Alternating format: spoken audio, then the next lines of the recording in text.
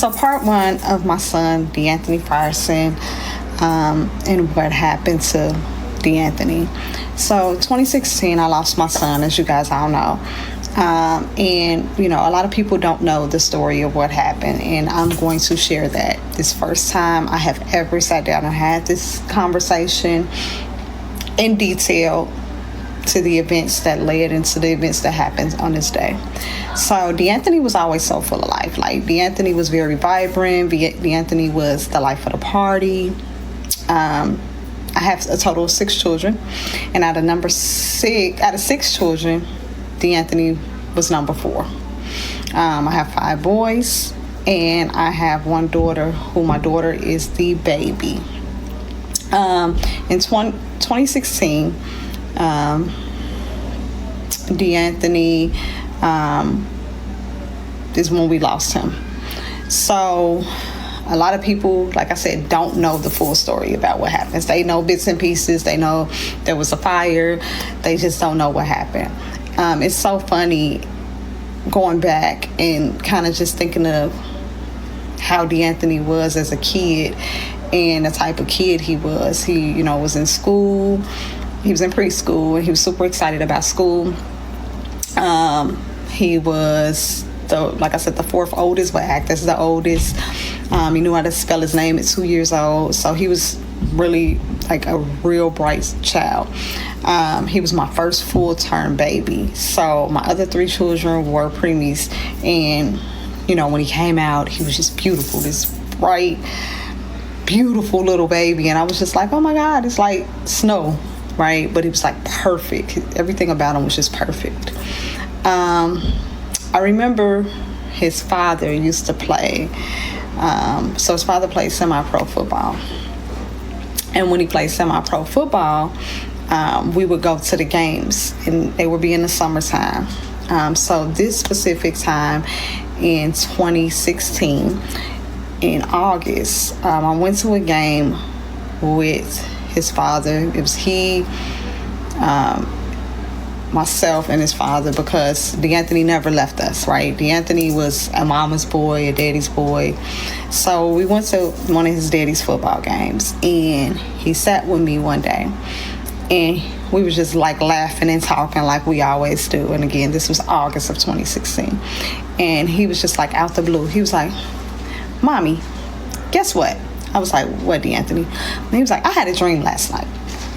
And I said, you had a dream last night? And he was like, yeah, I had a dream last night. I said, what was your dream about? And he was like, there was a fire. Grandma tried to put it out, and I went with God. And I was like, what? Don't say stuff like that. Like, whatever. Like, well, nothing's like that is happening. He was like, okay, Mommy. And he just continued to, watch the game and just kick his feet. And it was just kind of weird. And I was just like, it bothered me. Like I said, I was pregnant with my daughter. And I was just like, that's a weird dream for a 4-year-old to have. Like, and people I thought I was losing my mind, because like when I told this story to people after he passed away, people used to be like, you just really saying it? I'm like, no, I'm serious. Like, he said this to me that specific day. And that was back in 2016 in August. So during that time, it just bothered me. Like, we would continue to watch the game. We continued to watch his father play and things of that sort. And so after the game, we got in the car. And I remember his dad got in the front seat, and I was, on the passenger side, and he got in the back seat. And we were driving. We probably was like 5 minutes up the road. And I was like, DAnthony, tell your daddy what you told me about the dream that you had. And then he was like, oh, I had a dream last night. He was like, oh, what was your dream about? And he was like, there was a fire. Grandma tried to put it out, and I went with God. And so I remember his daddy got quiet, and he was like, oh, he was like, okay. He was like, well, everything gonna be fine, And he was like, okay, Daddy. It was just like, okay. But I don't know, me being a mother, me being, I don't know if it was the mother intuition. I don't know if I was just being extra because I was pregnant. Something just didn't never fit right with that. Like, it never, that dream that my baby had, it was just like, it's weird. I definitely feel like dreams can prepare us for the future. I feel like a lot of people, when someone's pregnant, they say, "Oh, I have dreams of fish," or if there's like you have a altercation with somebody, you have a dream about it prior. People be like, Yeah. "Oh, it's superstition," but I really feel like it's, you know, God like Yeah. foreshadowing what's about to happen. Yeah. I feel like we've done story times where just like her, similar. Every time it's always something that gave it away prior to that they just overlooked. Man, that type of stuff had me wrapping my kids in bubble wrap. Like, I don't know. So I remember we stopped at his father's grandmother's house. So his great grandmother's house, and he called her Big Mom. So I remember we stopped by there, and I called her Grandma. And we stopped by there, and same thing, same day. I was like, Grandma, DAnthony, tell your grandma about the dream you had. Tell your Big Mom about the dream you had. So he told her the same thing. She's like, what? God is my witness. She's still living today. She can get on here and she can contest to y'all that he told her the exact same dream. Like, told her word for word the same dream. And she was like, well, same thing. We was just like, oh, that's a crazy dream to have. And again, went on about the merry day the rest of our evening, and never thought nothing of it. But as a mother, something just did not sit right to me with that dream. Like, I grew up in a spiritual family, and we took dreams very seriously. And I know some people don't believe in that, and I don't know what everybody's faith is or whatever, but me personally, I am really connected to, like, when people have dreams, especially after that. But I grew up in a spiritual family where my mother was big on when people had dreams, and my great grandparents were big on that. And again, that dream just did not sit right with me, and I just could not let it go. Never could let it go. I mean, it bothered me for like a month straight, and I think eventually I just got to myself and was like, everything's perfectly fine. Everything's fine. So kind of fast forwarding to what happened. So a month goes by, and like I said, I had just started a new job at the beginning of the year, and in April of 2016, and that was around the same time I found out I was pregnant with my daughter. And so again, great things is happening. New baby. The year prior, their father and I had got married, and so everything was just falling into place for me and my family. So September, now this is the month after DAnthony's dream. September of 2016, I was approached and offered a position to relocate and be promoted to St. Louis with the job that I had just started with. So I was like, oh, okay, this is perfect. This is going to work great. And not only that, it was time for my lease to be up into my apartment.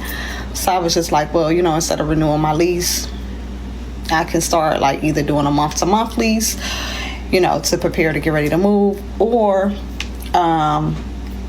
we can move in with my mother temporarily for maybe like a month or so, which I was like, I kind of didn't want to do that because, again, I knew the baby was about to be ready to be born.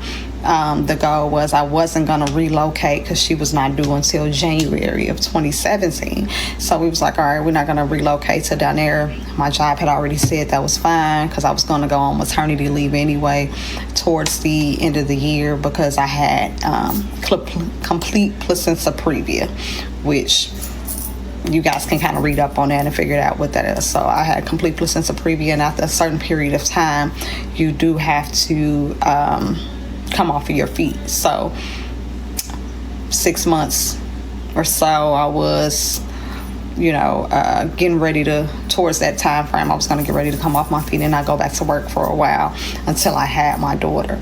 So everything was just like, okay, it made more sense to either A, move in with my mother, or B, do the month-to-month lease. All right, so now we're in September. I signed the paperwork. Everything's looking smooth. Everything's looking great.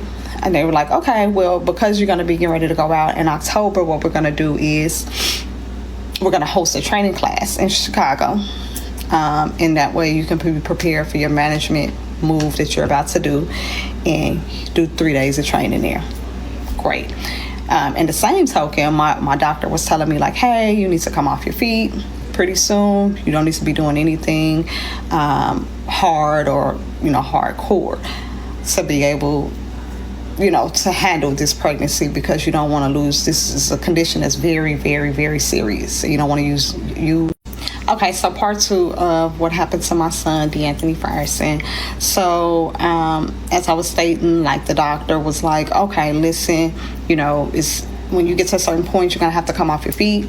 So what date are we thinking? Because it would need to be between like 6.5 to 7 months, and like I stated at that point, I'm already going down to like 5.5. I'm down there. So I was like, oh, you know what I'm going to do is I'm going to go ahead and I'm going to do my training. I explained to her what was going on. It was a training in Chicago. She was like, are you going to be on your feet a lot? I'm like, no, I'm not going to be on my feet a lot. She was like, okay, once you finish that training, and that was in October of 2016. She was like, once you finish that training, got to come off your feet. No more, working, no more, none of that stuff. So I was like, okay, great. Perfect. Like, I'm going to do that. She was like, but you have to be very careful because, again, complete placenta previa is a very, if you don't know, and a lot of my ladies do know this, but it is a very dangerous disorder for women to have. It can take the life of you. It can take the life of your child. It can take the life of both of you. So, again, this is something that I was like, I had to make sure that I was being very careful with. So fast forward, I go to the training in Chicago. By then, everything's going great. The last day of training where I was in Chicago, I had a massive kind of a hemorrhage, right? Bleed out from the condition, and it caused me to have to go to the hospital. So at that point, my doctor was like, nope, that's it. I'm glad that was your last day because you are not going back to work. I am not sending you back to work until you have this baby. And I was just like, okay, that is 100% fair. So I'm in the hospital at this time, and again, apartments getting ready to just kind of go. So I'm like, okay, well, you know what, I'm gonna be in the hospital till I had this baby, which is gonna be January. So it's October, end of October. So I had November, December, January. So I was gonna be sitting there for about 3 months. So I told my husband at the time, I was like, hey, go ahead, and because you're going to be up here with me, and you can, and my mom is agreeing to help with the boys and be able to keep the boys while you're up here, and then you can go back and forth between your moms and my moms with the boys, or however you wanted to do it, right? So we made the decision, okay, well, she's going to continue to help. We're going to have my mother help when he's up there and then while he was working. So basically, so he had some support and help. All right, so I was in the hospital maybe about 2.5, 3 months. No, sorry, 2.5, 3 weeks. I'm saying months. 2.5, 3 weeks, and my doctor came to me and she was like, you're doing real good. So what I think I'm gonna do is I'm gonna let you go home. I'm gonna let you go home, and you need to stay off your feet. Don't do anything. Just go home and rest. You have to just get up and use the restroom. Get up and use the restroom. And I said, okay, well, I go home. And guess what? I'm like, oh, the baby shower. Supposed to have a baby shower in November. Now, I've went home. This is the beginning of November. Yeah, because it's about 2 or 3 weeks. Yeah, 2 or 3 weeks that I got out the hospital. So beginning of November. Great. I got home, doing real good. But at the same time, I'm online. I'm ordering stuff for the baby shower. The baby shower is going to be my daughter's godmother's senior building, and she had like a community room down there. So I'm like, okay, great. I'm not doing any walking really, other than walk to the car to that, things of that sort. So got all what needed to be ordered, and the baby shower was mid-November, around the summer, November 14th of 2016. So I was like, okay, great. So come to 12th, I'm getting everything. 13th, getting everything. 14th, baby shower days. Yay! Super excited. Again, life is growing great. Everything is happening. New bundle of joy. Daughter on the way. We have the baby shower. It hit hard at the baby shower. So we're there. So here's just getting into going kind of sidetracking a little bit. While we were there at the baby shower, everybody's there, family, friends. Their father's football coach, who was actually a good friend as well, that owned the semi-pro team, he was very close to DAnthony. So like every time he saw DAnthony, like at the football games and all that, he'll walk up to him and be like, what's up, man, what's up? And he would always give him like $5 or $10. He's like, what's up, man? They had this close bond, a close relationship. So at the baby shower, his football coach was there.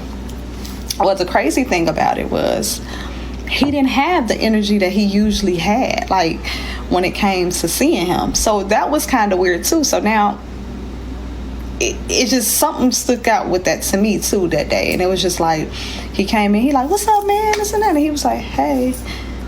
He was like, he came to me, he was like, what's wrong with my man's? Like, he ain't. I said, what you mean, DAnthony? He was like, yeah. I was like, that ain't like DAnthony. Like, I was like, he probably just sleepy or something, or maybe he hungry. He was like, yeah, he just didn't really speak to me today, and that's not like him. I'm like, I said, well, he was fine earlier, so I'm not sure what happened. He was like, yeah, he didn't really want to talk to me. I'm like, oh. So I went over there, checked on him. Like, what's wrong, baby? He was like, nothing, mommy. I was like, okay. So he was like, I'm hungry. I'm like, okay. So went over there, and there was some chicken. Now, DAnthony would eat chicken, but chicken nuggets. He wasn't no big parts of the chicken kid. He was, give me my nuggets kid. So that specific day though, he wanted some chicken nuggets. I mean, he wanted chicken. He did not want chicken nuggets. I'm like, okay, because I made sure I had chicken nuggets there for the kids. It was a soul food baby shower, but I put stuff for the kids too. So got the chicken, and he brought that chicken out. I'm like, again, as a mother, certain things that we know and pay attention to patterns for our children, they stand out. And that was another thing that stood out to me. The first thing was the relationship he had with his father's football coach. And for him not to be as engaged as he usually was with him, that was a little weird. The second thing was the chicken. I know it sounds crazy, but I'm telling you, that was like something DAnthony did not do. He did not eat chicken. Not if it wasn't nuggets, he wasn't eating it. So I was like, okay. Never paid. I just kind of let him eat his food and this and that. So towards the end of the baby shower, he looked at me, gave me a kiss and everything. And I was like, oh, I love you. He's like, I love you too, mommy. So we getting ready to pack everything. Not me personally, but everybody's packing everything out in the car and getting ready to go. I was like, I had to use the bathroom. All right, go to the bathroom. When I tell you I had a massive bleed out, a massive hemorrhage again, I'm talking about, went to the bathroom and it was just like, yeah. And I started screaming. So this is November 14th, 2016. And I'm like screaming, and so their father rushes in, everybody's rushing in, and they was like, oh my God. So they called an ambulance. Ambulance comes and pulls me from the baby shower. They had to cut my dress off of me and everything. And so I get to the hospital, And my doctor's like, you're not going nowhere now. It's definitely until you had this baby. I don't care what you say. I don't care what you do. That's not happening. Like, we are not letting you go home. It's risking it too much, and you lost way too much blood this time, and that's not a good thing. And we can't risk it again. So she made the decision for me that I had to stay in the hospital 100% until I had my daughter. Man, I just want to say this. Pregnancy is so scary, man. It's a beautiful thing in the beginning, but when it's time to get to the due date, man, I don't know. Maybe it's just me, but that stuff it is nerve-wracking. I don't know, man. It makes you reconsider, like, man, I wish I didn't. Like, I wish we didn't. But that's what probably pushes a lot of people not to have more children, is because of these type of complications. You may be healthy the first 2 pregnancies, but that third one, you start to see more and more complications, especially when you get older. And I think a lot of women can speak to that too. But I just notice it just by, from what I can see, from my own perspective, just being in my kid's life. It's like, man, that's just a scary situation. But yeah, shout out to her though at the end of the day, because I don't even know how she's even, like, I can tell she's trying her hardest to keep it together right now, but this is some heartbreaking stuff. Like, everything, it's just getting so emotional, and I can feel the build up to the point there. It's like, all right, this happened. And it's like, man, I'm not even ready to hear what happened to him, honestly, at this point. Yeah, you hear so often that people say they knew that day it felt off Mm. when they have someone passing, and it's like they had that feeling, like the day just seems odd, and it's a day that you're always going to remember and look back on. It was like, wow, there were so many signs in that moment, and I just overlooked them.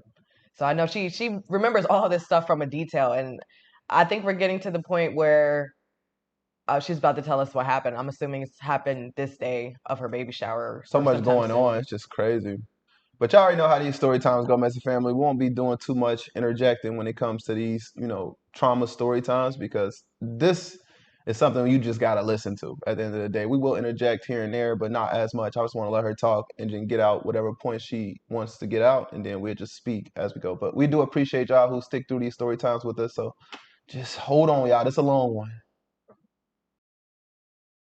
So now I'm back in this hospital, miserable, because I'm a person that just doesn't like to lay down, doesn't like to stay put. So part 3 of story time of what happened to my son, DAnthony Frierson. So coming off of the last video, now I'm in the hospital. I'm got shipped from my baby shower, and my doctor's like, you are not going anywhere. You're here. You're staying here. This is how it's going to be. So me, I'm like, this is hard for me. So now at this point, their dad is back and forth at the hospital. The kids are coming back and forth to see me.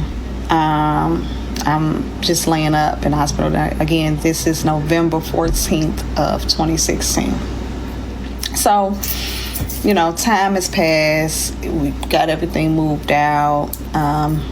Getting ready to, I'm doing stuff online to get a house, an apartment in St. Louis. And so we, really just kind of just setting ourselves up for our lives, right? For my promotion that's happening. And, Thanksgiving came. Of course, I'm in the hospital, and miserable, pregnant, not in a bad way, miserable. So don't take that and run with that. But, I'm in the hospital on Thanksgiving. Thanksgiving is the day of thankfulness and food and family. And guess what? I'm in the hospital. All because I wanted to be hard-headed when I should have just laid my butt down. And I'll never forget. A few days later, probably was like 4 days after Thanksgiving, their dad brought him to the hospital. He brought my youngest son to the hospital, and then my oldest son, because my oldest son had a basketball game. He was playing, of course, AAU at the time. So they brought him up to the game. to the hospital, and that was around. No, actually, it was like December 1st or so. Yeah, it was about December 1st, 2016, and he brought him up to the hospital, and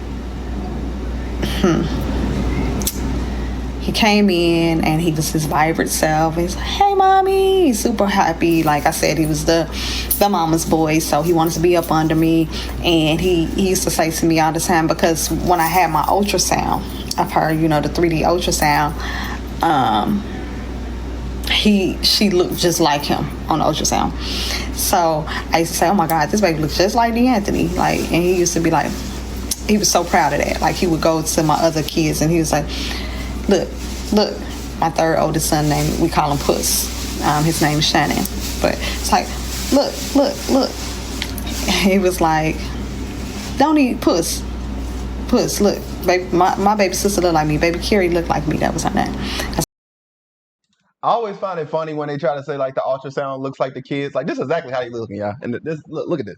He's like, he looks just like DAnthony. Like, come on, bro. When we say stuff like that, when you have kids, you get it. But it's like, how? Like, how? You have to have like a altered 3D or something like that. I mean, now they're pretty high tech. I don't know how it was back when she gave birth. Had a baby, but now it's pretty 3D though. Nowadays, you can really tell what the baby's gonna look like. Back then, though, yeah, that you shit cannot tell. Now you can. Mothers always do this. Mothers always do this. Don't look, he look just like you. It be in the belly. Like, how do you know this baby looks like me in the belly?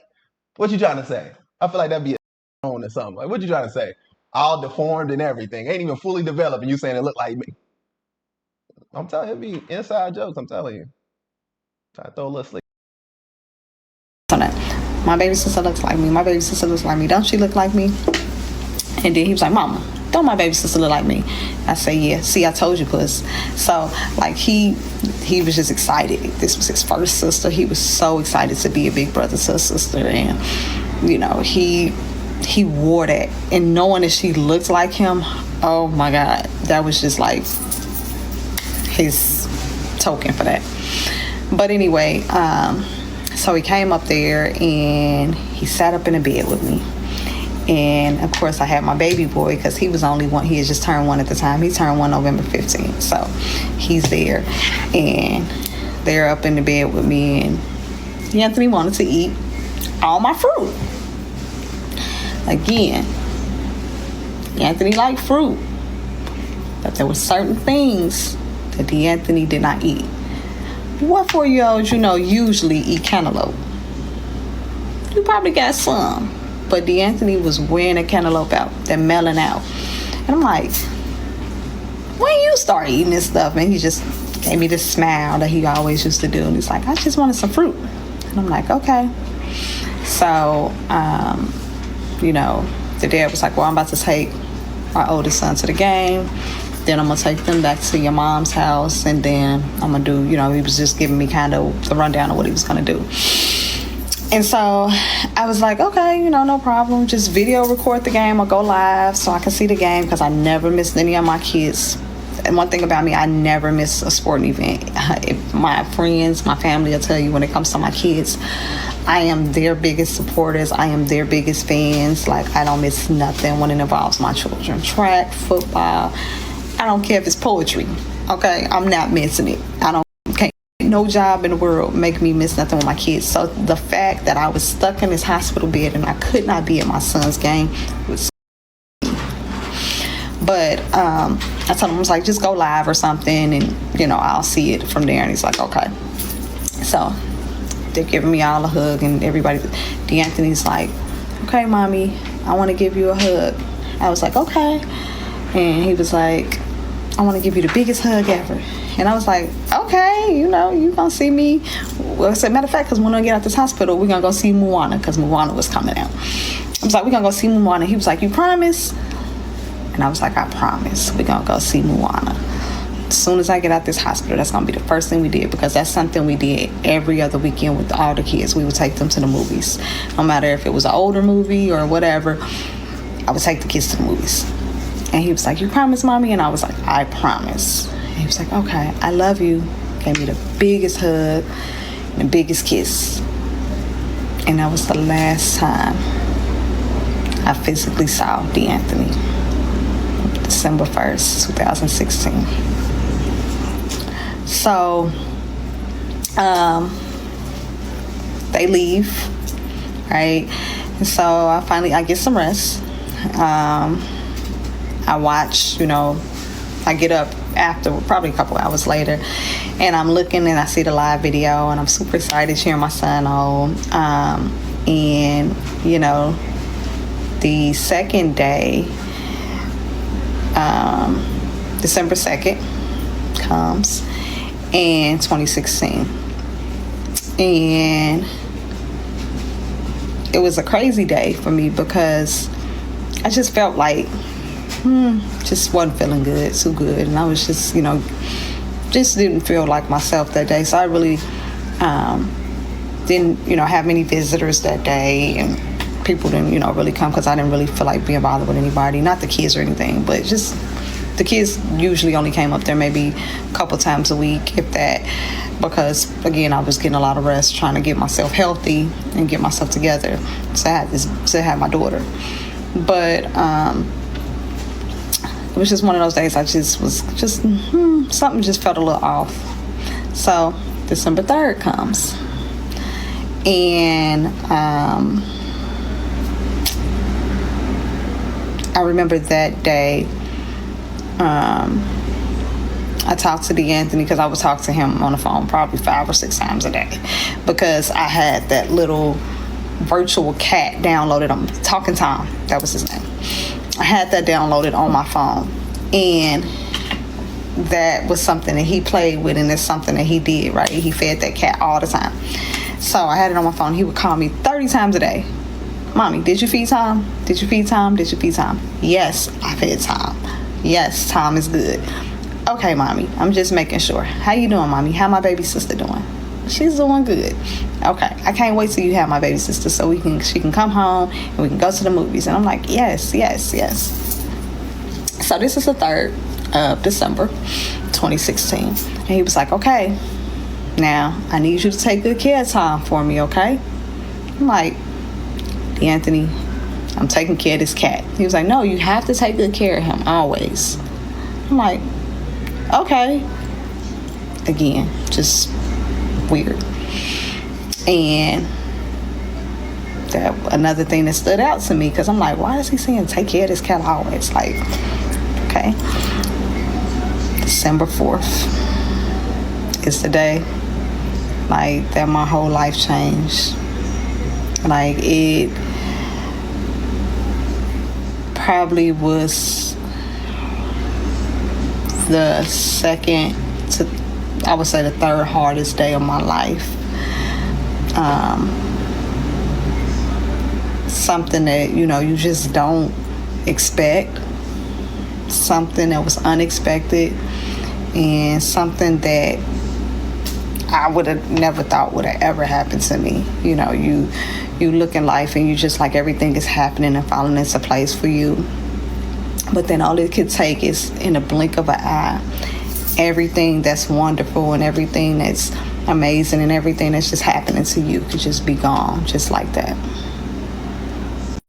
So part 4 of what happened to my son, DAnthony Frierson.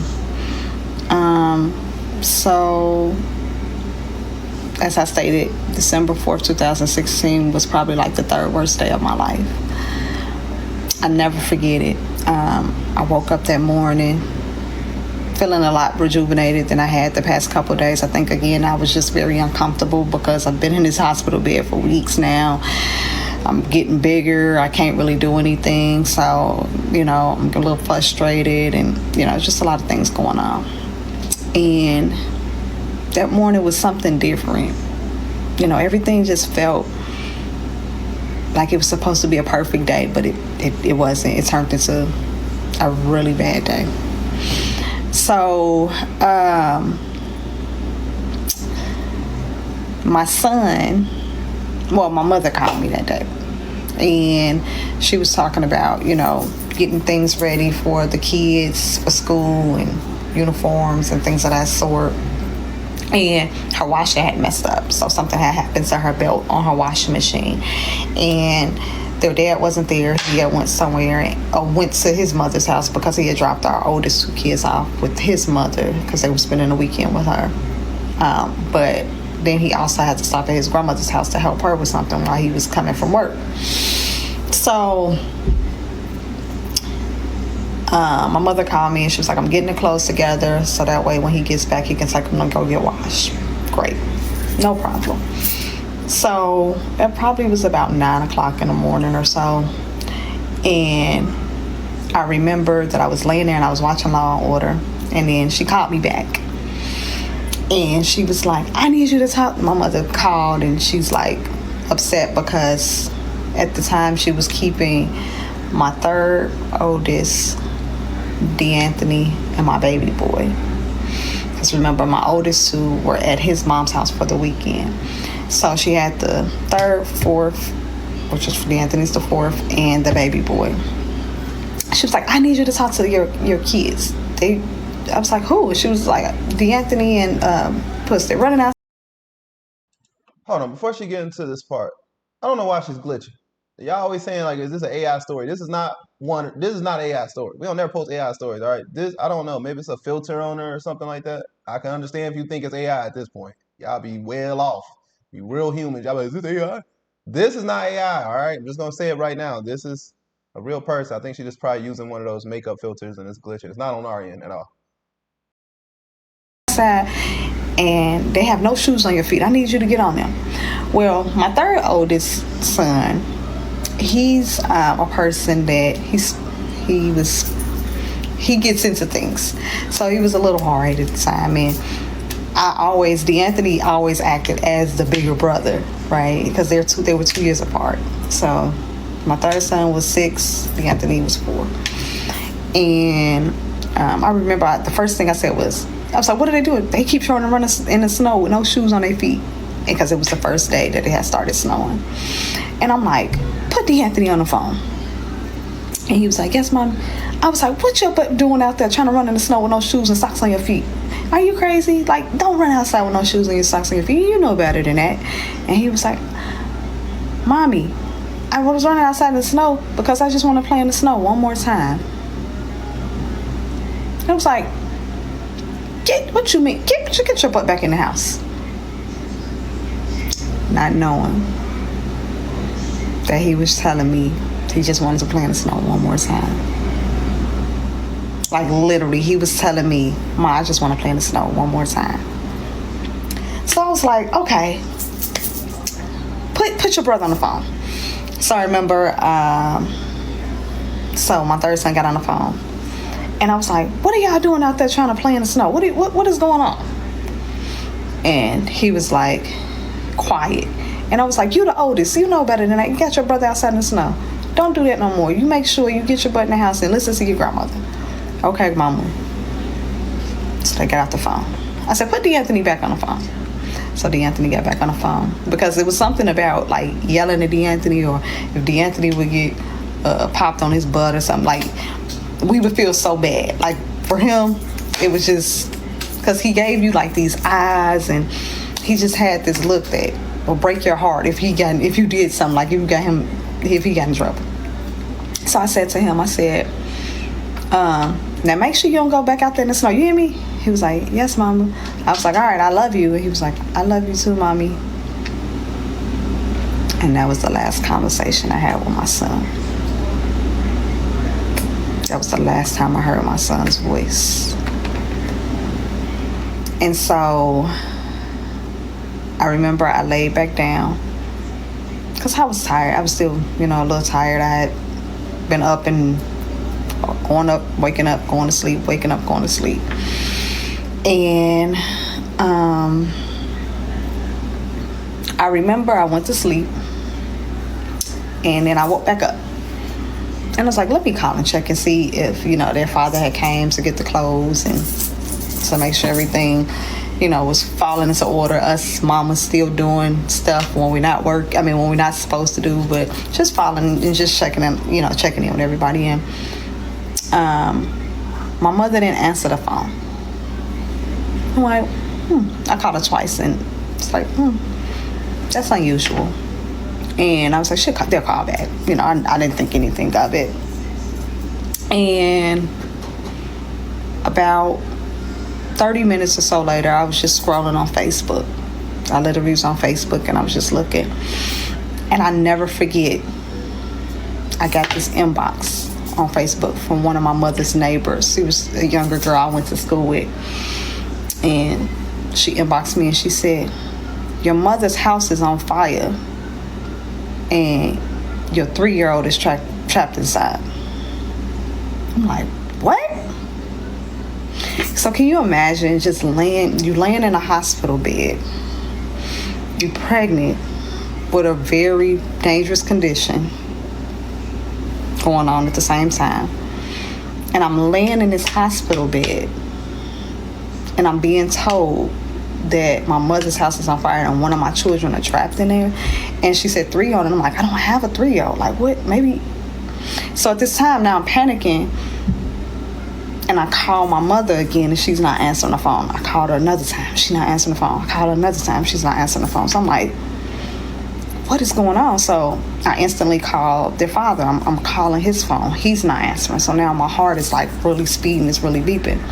So I press my nurse's button, and my nurse comes in. She's like, everything okay? I was like, no. So I just go into this instant panic and attack, and I'm like, they said my mother's house is on fire, my kids are in it, I don't know what's going on, nobody's answering the phone. And she was like, oh my God. So the nurse runs out the room, and she's like, I guess she must have went and told the other nurses, and the other nurses come running in, and they're like, just calm down. One nurse is like, let's see if we hear anything on the scanner or anybody coming in. Like, is it in Gary? And I'm like, yes.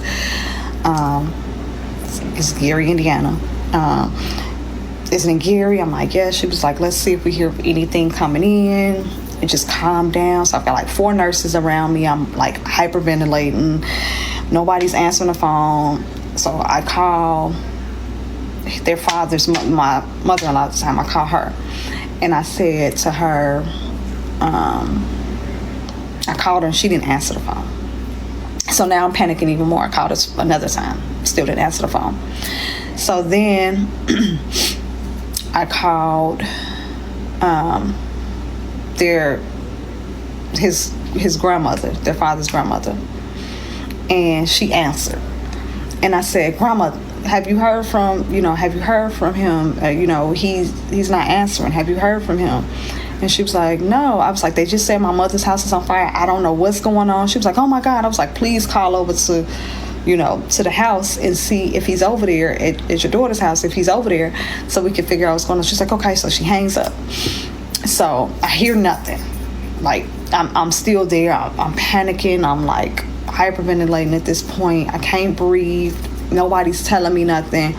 Then one of my cousins that didn't even live in the city, she texts me in my inbox, and I hadn't heard from her in probably a year and a half or something, and says, hey, call me, it's super important. And I'm like, why is nobody telling me anything? Like, what is happening?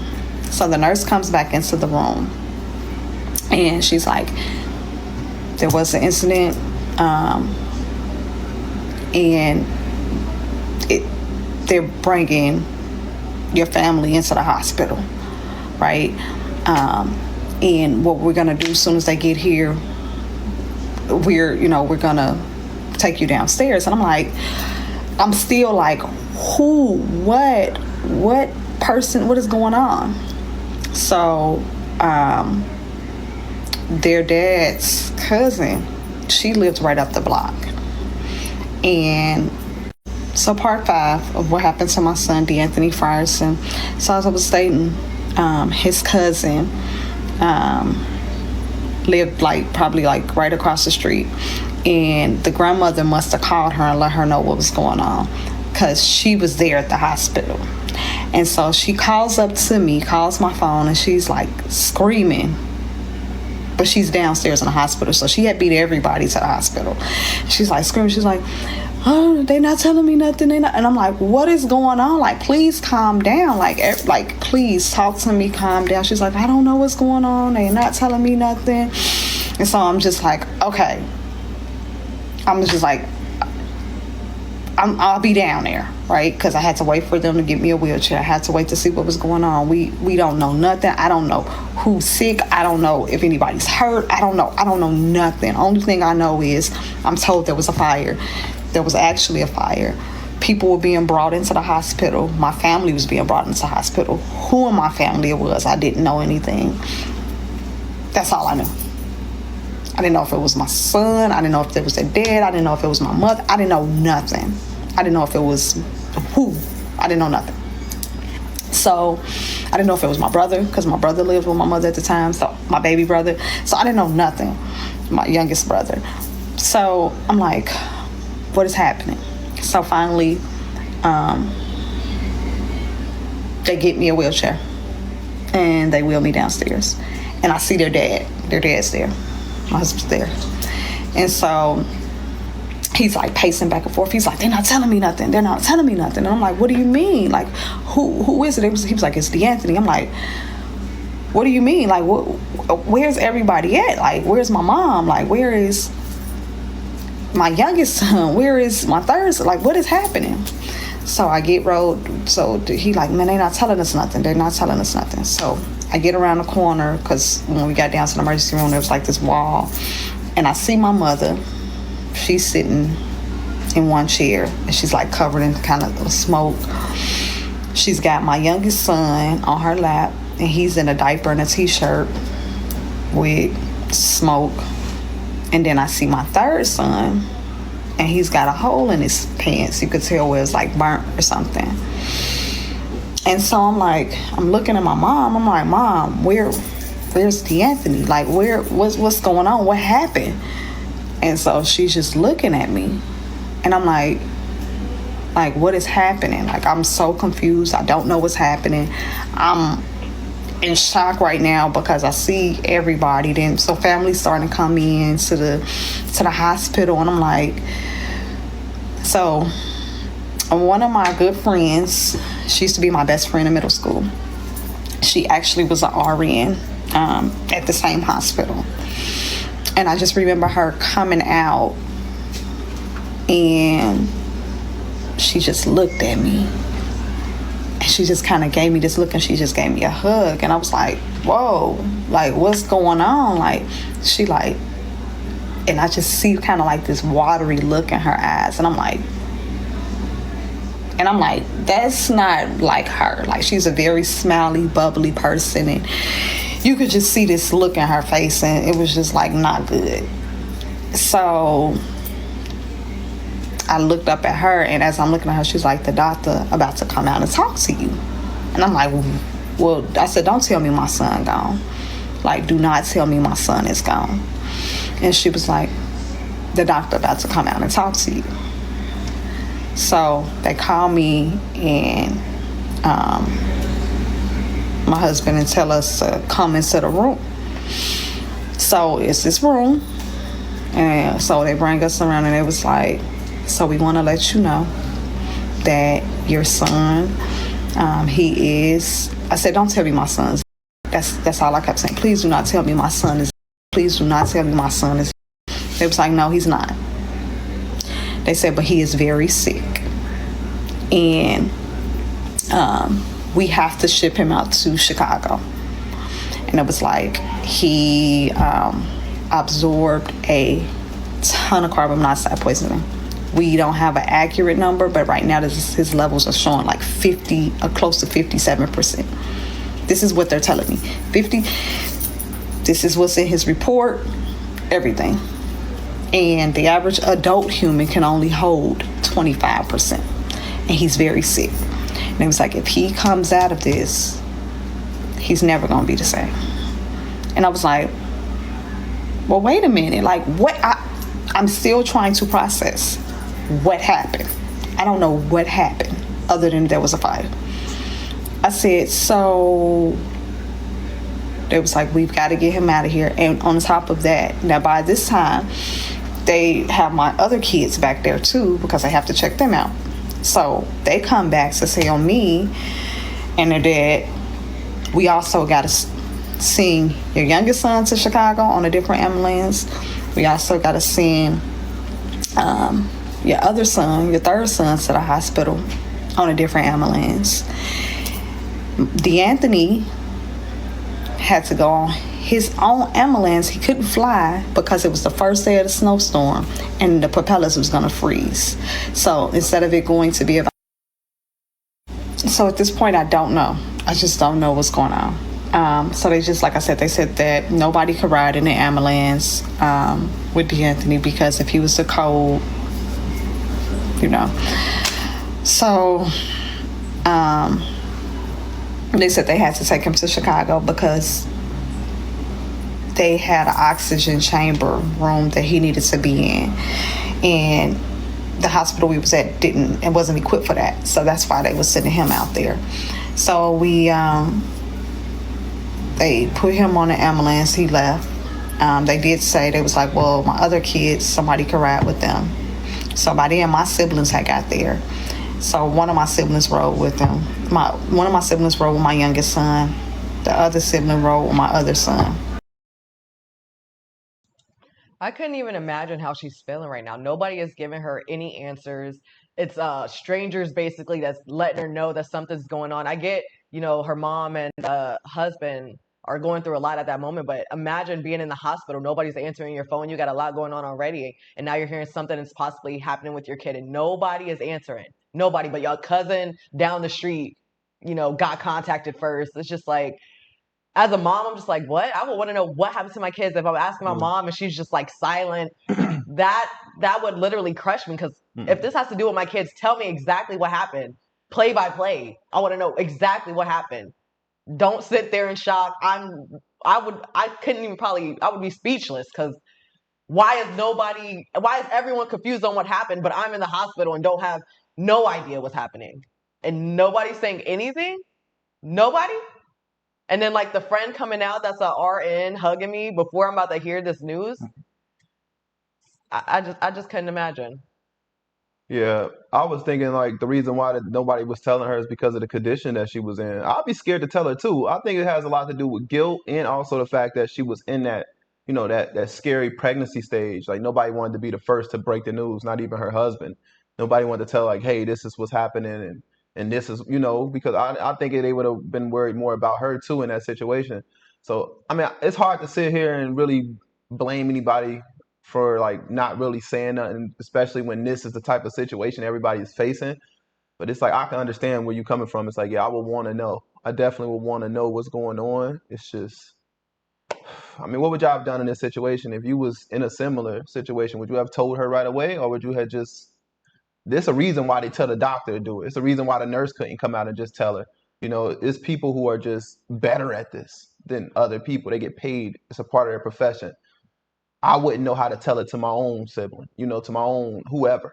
I wouldn't know how to break this down to him either without being completely distraught about what the hell just took place, especially knowing that, DAnthony actually mentioned this in a dream before. That would make me, I grew up in one of those type families too, where they were really superstitious when it comes to dreams and dreams being like a gateway to your future or whatever the case may be. And I always looked at my grandma was real big on that too, so I can understand where she's coming from. And I probably would have overlooked it too, just because I done had dreams that didn't come true and, dreams that did come true. So it's hard, man, when you're in these type of situations. That's why we just been sitting back listening to this story time, because honestly, I don't know what to say. I do not know what to say other than to just listen and be like, this is shocking. Like I mean, what would you say? What can anybody say in a situation like this? Nothing. Then my doctor, they said to me, you can't leave here though. I can't leave here. What do you mean I can't leave here? Like, we can't discharge you. You could die with what you got going on with your daughter and you're pregnant. We can't let you leave this hospital because you are a high risk pregnancy and you just can't. So I'm right here, I'm in a trauma. I'm dealing with my own situation. I got my 3 sons, my 3 children that have to get shipped out. I could possibly die for what I got going on. My mother's here. So my husband ended up going out there, and he left our car there. And he was like, I'll go out there, and then we'll just keep a communication on what's going on. Could you imagine having to make the decision and take a risk on whether you can't be there at that moment for your 3 children, or risk the life of you and the baby you're pregnant with right then and there? Can you imagine how that felt for me? That was the hardest, like, I was going through it.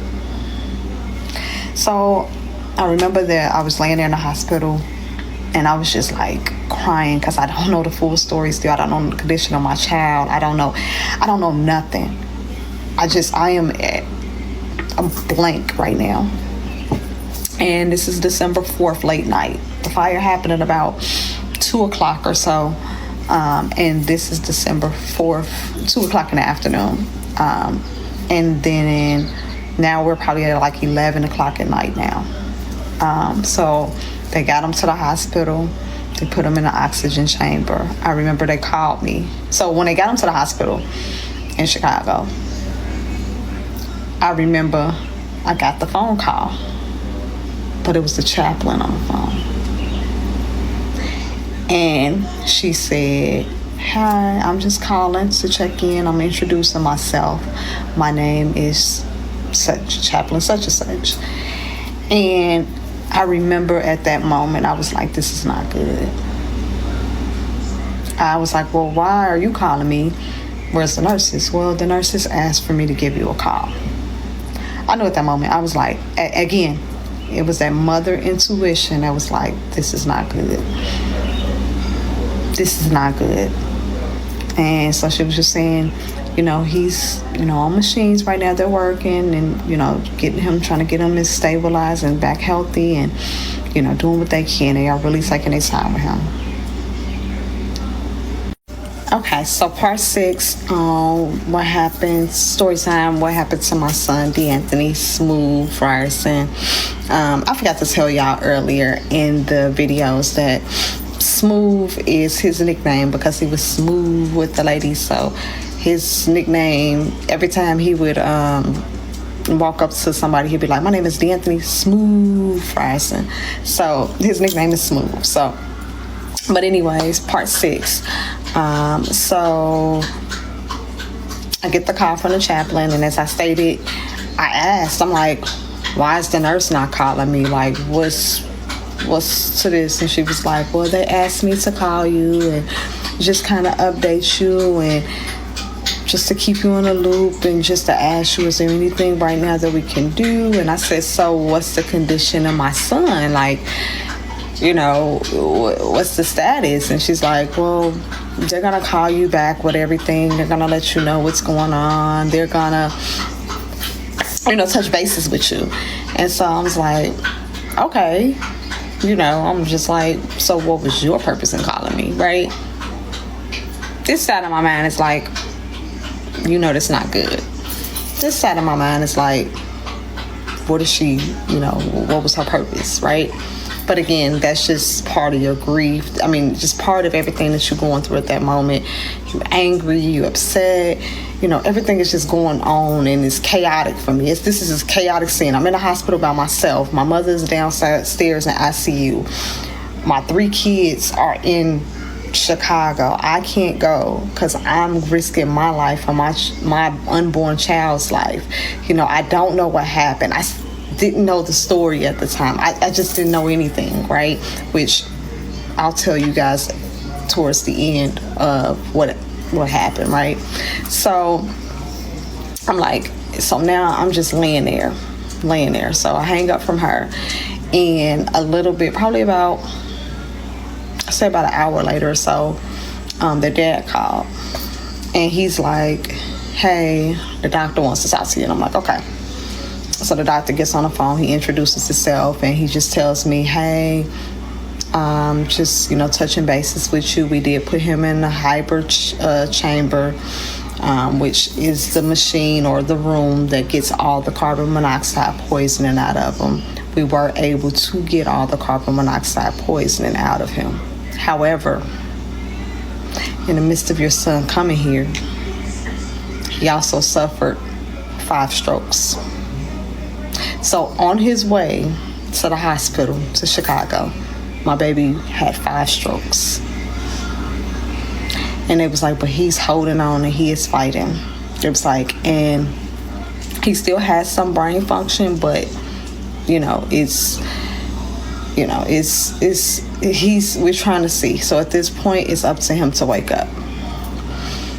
So I remember just sitting there and I was just stuck. Like, I was just stuck. I was just frozen. I was, I didn't know what to do. What do I do as a mother when I'm helpless?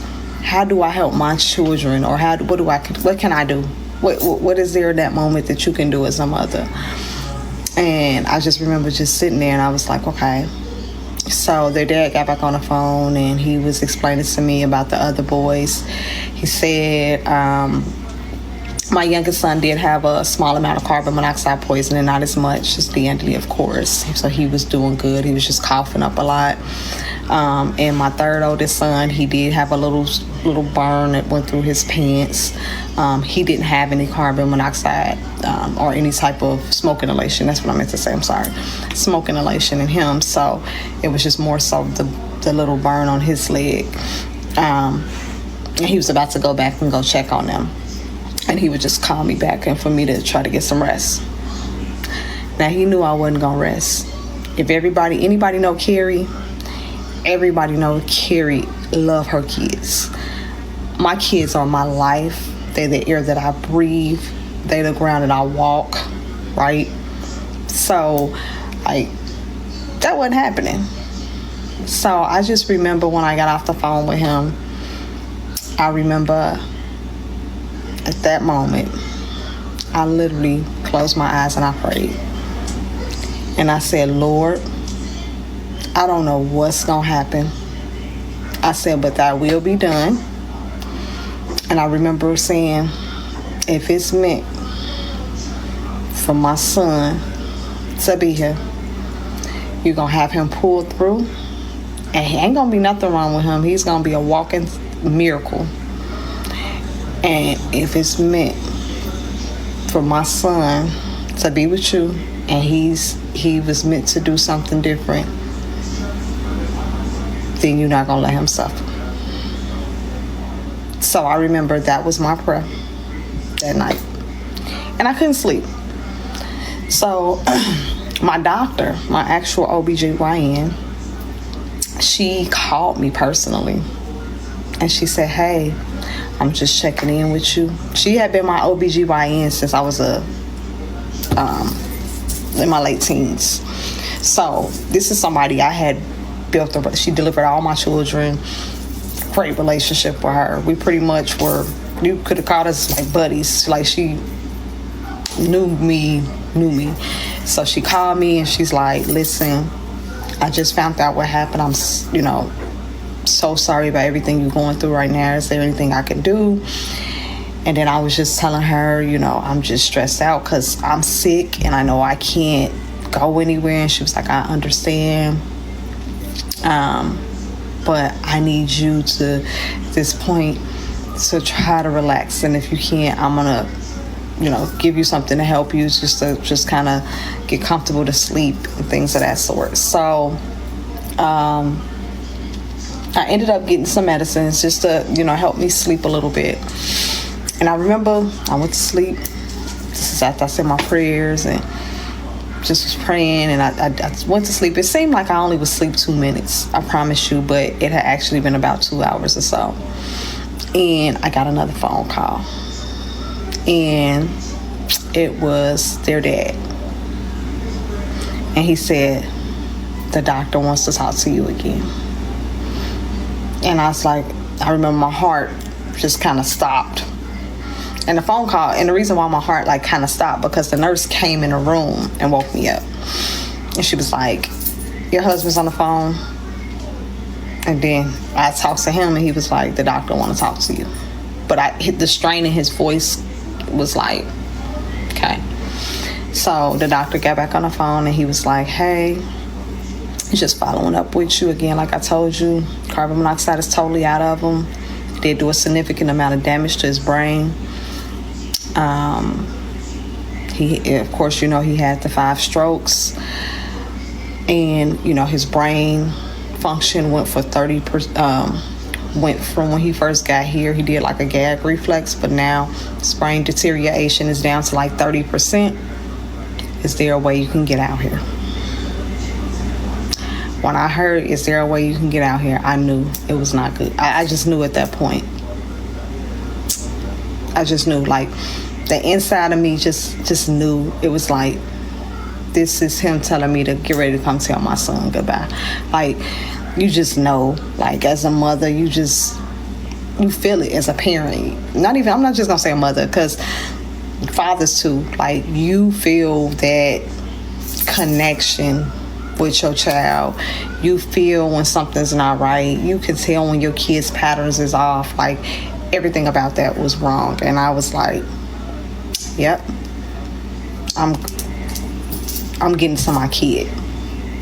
At that point, I had to make a decision that I love all my children, my unborn, but I had to make a decision at that point. And so, just so happened, right after I got off the phone with his doctor out there, my doctor, my OBGYN, called me back. And she said, listen, I can't release you, but if you are telling me you don't want treatment, I can't stop you. That was her way of telling me, like, get you your child. And I, to this day, thank her and love her to death for that. Get to your child. It's time to go. And I said, okay, I understood what she was saying to me without having to tell me, she can't tell me that, right? And that night I called his grandmother and I told her to get up here to this hospital so she can drive with me out to Chicago, because I was checking myself out this hospital to get to my son in the morning. And that was my next move. So part 7 on my son DAnthony Smooth Frierson. So like I stated to y'all, we at the hospital. I made the decision to check myself out. I had talked to his grandmother, but she was going to meet me at the hospital the next day. She was getting somebody to drop her off, and she was going to drive my car, and we was going to go out there. Like, there was no negotiating no more. I just had to take it easy for myself and make the decision to be careful. I had to get to my son. I had to get to my other kids. That was my focus. So she got there early that morning, and we were driving, but I swear to you, every minute, every second, everything just felt like eternity. You didn't know if you was about to get that call saying he was gone. I didn't know if I was gonna get that call saying he was gonna wake up. I didn't know what was gonna happen, honestly. So I'm just there. I'm worried about myself. What about me? Like, my only daughter, my youngest child I'm carrying right now, like, what's gonna happen? So we get to the hospital, and before we even got to the hospital, the great thing I love about my doctor, as I told y'all in the last video, is that we have a great relationship. She's delivered all my children. She's an amazing doctor. Love her to death. And she delivered all my kids. But before I had checked myself out or discharged myself, she told me on the phone, she was like, listen, when you get to Chicago, I have a friend that's a residency doctor there. If you need a bed, I'm gonna have a bed ready for you, but just stay in contact with me, and then when you get everything settled with your son, call me so we can work on getting ready to deliver your baby and things of that sort next month, because again, this is December. Shout out to all these doctors that are involved. Nowadays, you don't really find genuine doctors, and it's all about a paycheck, and it's just in and out. They're just trying to switch rooms out, and they don't really care as much. But it seems like these doctors that came in contact with her, they were there for her. They were there for her best interest. They understood that as a mother how hard it could be, and I love that the doctor was like, you know what, you can leave, but I can't say it legally. But yes, go to your son. You know, you're going to be okay. And then the other doctor said, I got a bed waiting for you if anything does happen. Go see your son, though. Go. And I love that they encourage her to do that, because I know if that was not the case, she would probably regret it. And I don't even knock her for taking the risk. Like, she had to make a choice in that moment. It could cost her unborn, but to see her son that was currently, it's a tough decision at the end of the day. I already know it's a tough decision, and the fact that she said, like, I gotta, she took the risk at the end of the day. And at the end of the day, when you got God with you, God, when I won't say God won't put too much on your plate that you can't handle. I feel like that's stuff people say, but I think that was more of a myth. I never found anything in the Bible that said that backed that up. But anything God does put on your plate, He will give you the strength to get through it. God will give you the strength and the tools and the people. Like how she just had all of these people around her at this time. Most of us don't have that type of support on a day-to-day basis. So if we went through something like this, we will probably truly just be, well, you never know. Like I said, God, if you connected with God, you never know who God may put in your place in those moments. But look at all the people God surrounded her with this time. You talking about cousins that she ain't even speak to in a long time that's supporting now, and family members, just all type of people who just normally wouldn't be in her circle are in her circle and trying to help her and trying to be there to be her support. And I know for a fact that's all God's doing. So I want to say to her, like, God bless her in this moment. God is definitely with you in this moment. He definitely heard your prayer. And I love how she said that she didn't just blame it on God. She said, God, if my son is meant to be here, please make him come out of this full health. But if he's not meant to be here, please let him go without suffering. That's such a powerful prayer. It leaves God with the decision instead of saying, God, if you don't do this, then I'm going to hate you. It's like, God, I'm going to love you regardless. And that I can respect that 100%. And yeah, man, this woman is beyond strong. It's probably the strongest woman I've ever heard of, like, telling a story like this, going through all of these things and still being able to sit here and articulate this so well and so well thought out. I would have been just, because trauma, you tend to block certain things out. The fact that she could still dip into those most traumatizing moments in her life and be able to feed it up. I mean, not feed up, but tell us about it, break it down to us play by play. It's truly, honestly, it's a miracle in that as well too. I believe this story needs to reach people. It needs to reach somebody that's going through something similar, that's grieving. A grieving mother out there will watch this and probably gain a lot more strength than better just listening to people who've never been in this type of situation before. So that's all I got to say on that. But yeah. Yeah, and she says, what do you do when you're in this situation and you're helpless and you don't know what to do? Pray, pray, pray, pray, pray. Mm-hmm. God is listening all the time. This is December 5th. We're on December 5th now. And you could deliver, I was due to deliver my daughter January 10th. So she's like, just let me know. Just keep in contact with me. Beautiful.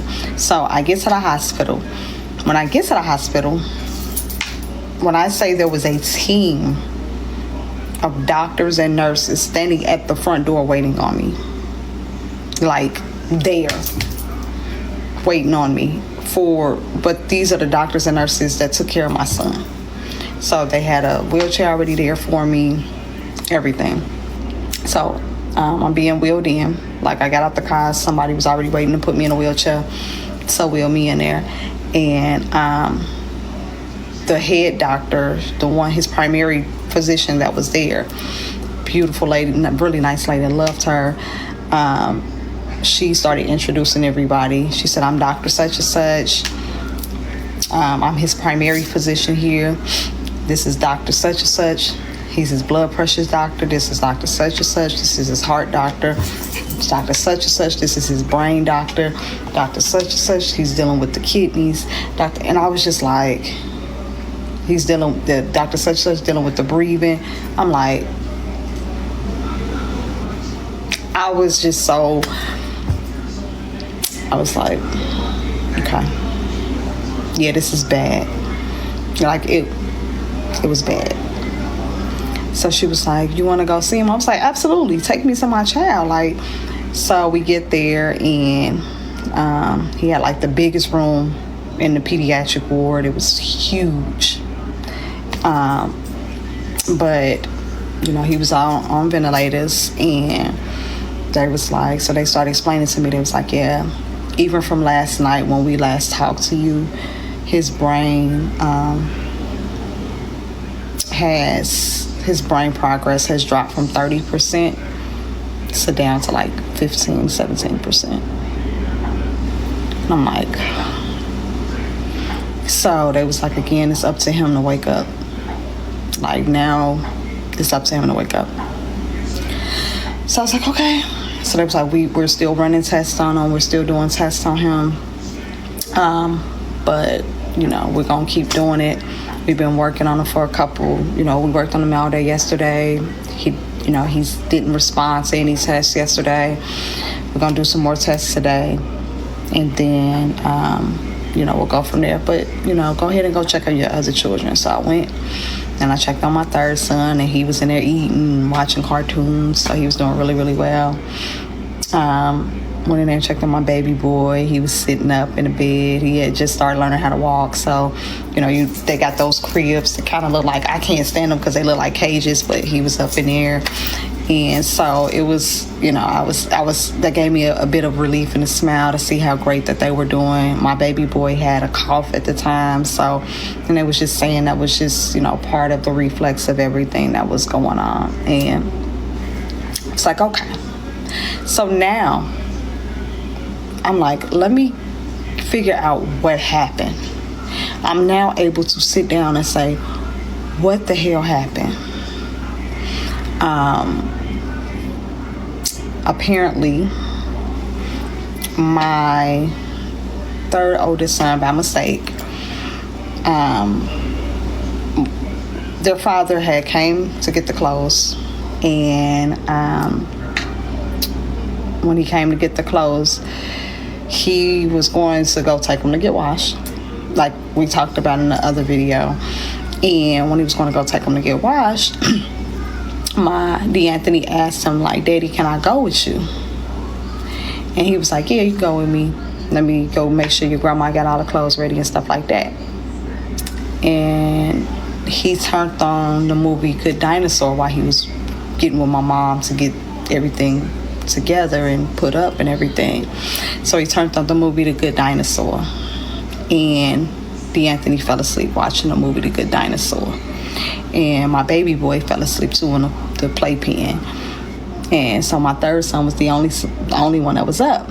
So his dad was like, when he went up there to get ready to go get him, to take him with him to go wash clothes, because remember I told you DAnthony didn't go nowhere without us. Like, I mean, we didn't go anywhere without DAnthony. DAnthony went everywhere with us. He was asleep, and he was like, I didn't want to wake him up. So he fell asleep watching The Good Dinosaur. And to this day, I've never watched that full movie. And I know what it's about, and I can't watch the movie because it's crazy that he fell asleep watching that movie, right? And so my third oldest son was up, and he just let my mother know, hey, he's up. I'm about to leave. The other two asleep. She's like, okay. He left. So my third son asked my mother to go use the restroom in her townhouse. Boom. Went to go use the restroom because it was upstairs. Went to go use the restroom, but instead of him coming back downstairs, he found the lighter in my brother's room, and he struck the lighter and caused the mattress, you know, those mattresses that do this, like, you know, when somebody comes over, those old school, like, roll out mattresses. My mother kept one, like, in a room, like, if somebody came over to stay. He struck the lighter and set the mattress on fire. And then he yelled downstairs for my mother, and she flew up the stairs and tried to get him out the room. She saw the fire, grabbed him out the room, but she closed the door because he was in a separate room from where my youngest son and DAnthony were. So she ran him down the stairs to the front door, tried to go back upstairs. She went back upstairs. When she got upstairs, the playpen was the first thing at the bedroom door with my youngest son in there. She grabbed him out the playpen and ran him down the stairs. When she went back upstairs, the power cut off, and she tried to go in the room to get DAnthony, but the smoke was too bad, and she was feeling around, but she couldn't find him because DAnthony had rolled over to the end of the bunk bed because, again, remember, he was asleep. So she ran back down the stairs, yelled for help, was screaming for help. Somebody called an ambulance, fire department. It's a fire. It's a baby stuck in the house. And just so happened, remember I told you earlier, my cousin that I had not talked to in a while, her cousin on her dad's side was driving past the complex, so she pulled in the parking lot, and my mother threw the kids in that car. And then she tried to go back in there and get them again and couldn't, and it was a guy that was in the community. He ran in the house with my mother, but he couldn't find out what room my son was in. So part 8 on my son, what happened with my son, DAnthony Smooth Frierson, and losing him. So as I stated in the last video, at this point, the man came in and helped my mother with trying to find DAnthony, trying to get him out the house. He went up the stairs to try to go find him. And my mother was outside, like standing outside the door, trying to make sure she caught her breath, was, not breathing in the smoke and things of that sort. Well, meanwhile, he's upstairs trying to find, he doesn't know what room he's in either, so he comes running back outside and comes running out the door. So my mom's like, where's the baby? Where's the baby? And he was like, it's too hot. It's too hot. And she was like, what? So she tried to run past him, and he picked her up and grabbed her back out the door. And so she's screaming and kicking to get back in. At that point, the ambulance pulls up, the fire department pulls up. So when they pull up, my mother tells them, there's a baby in the house. The baby's in the house. So they're rushing, and they go to the window where the fire started at, not the window he was, the room that he was in. So at that point, she's like screaming, like, not that window, this window. So, boom, they go through that window. They get in. They got him out really fast.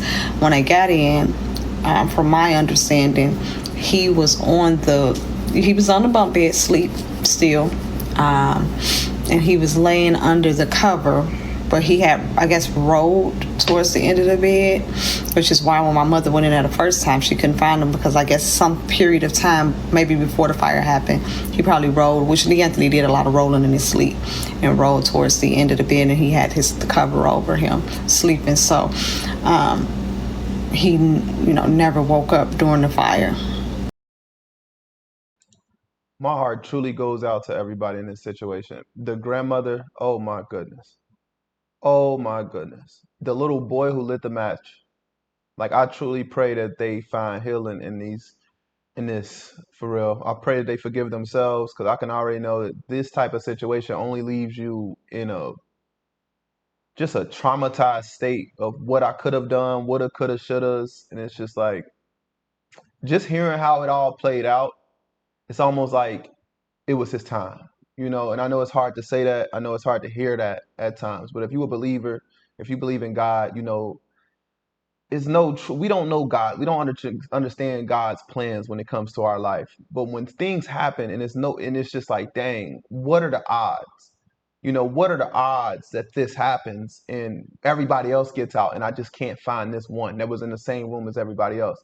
I just feel like it's like God. It was just like something, and it's just hard to hear. It's hard to hear. It's hard to take in. It's hard to commentate to.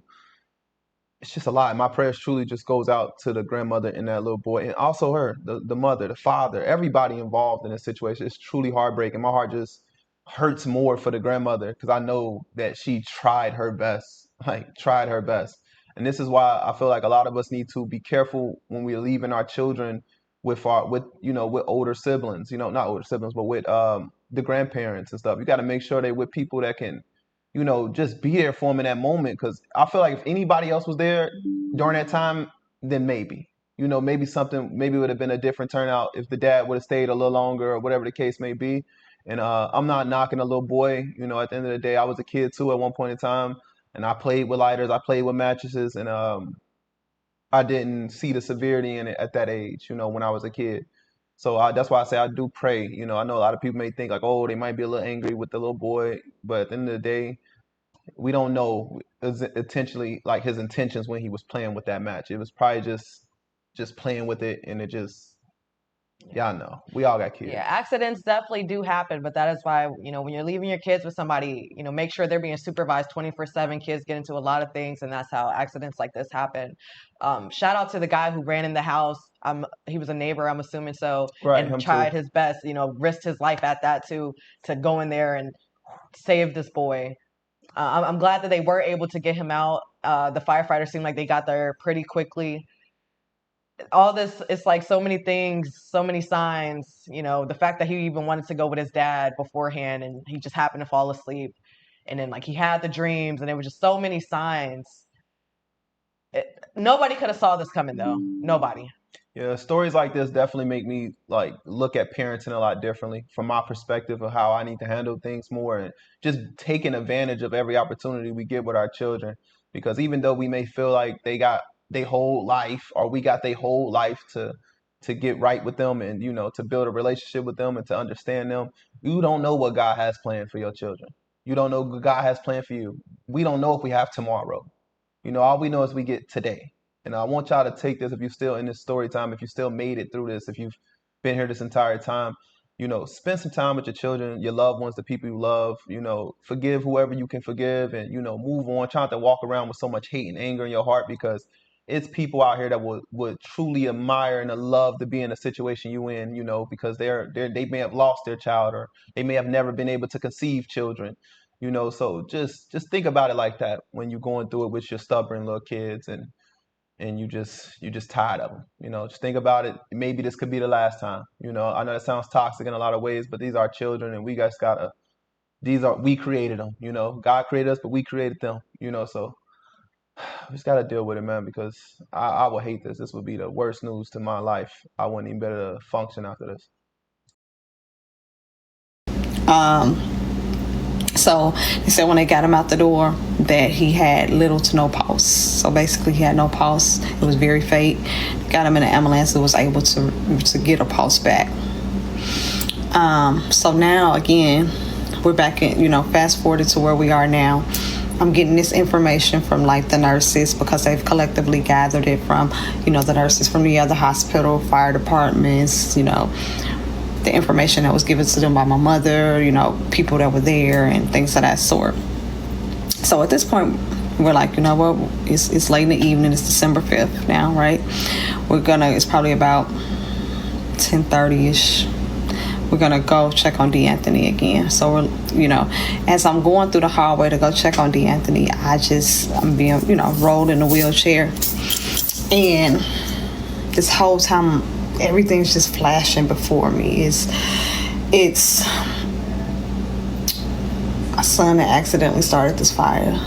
It's my baby boy who's so little, he's only 1, right, just turned 1 in November, experiencing something like this. It's my baby that's in here fighting for his life right now.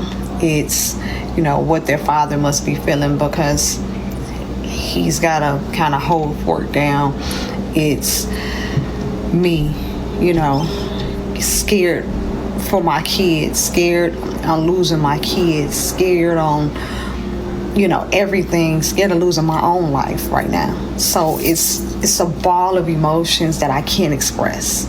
Like I can't cry, I can't, at this moment, only thing I can do is just ask God to please help me. I just remember saying, Jesus, Jesus, Jesus, Lord, Lord, Lord. That's all I kept remember, just shaking my head in my wheelchair, like while being rolled down to his room. So we get in the room, and while we're in the room, his doctors come back in and they're doing some more, tests on him just to see what's going on and just to check to see his, stats and things of that sort. And I remember the doctor had the stethoscope in and then he took it out and he was like,